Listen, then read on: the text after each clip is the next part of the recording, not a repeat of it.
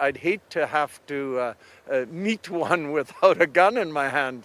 At first glance, it's easy to think that the vast Canadian prairies are empty, but those who work the land know otherwise.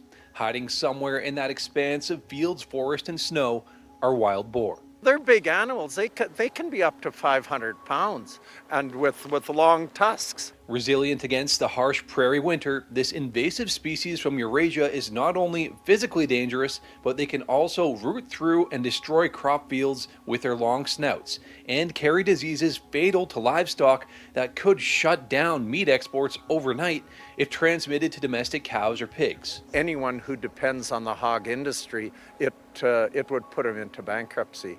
So naturally, the livestock industry is set on eradicating this species, but that's proving to be a challenge. Here's what we do know. Wild boar have been spreading on the prairies since the 1980s. Around that time, provincial governments were actually encouraging farmers to diversify by importing the animals, which quickly began to escape farms. And research shows Saskatchewan, Manitoba, and Alberta are most affected. But what stakeholders aren't sure of yet is exactly how many wild boar are in Canada and exactly where they're all located. Please, please, please squeal on pigs. So organizations like Alberta Pork are encouraging all to report any sightings as soon as they occur.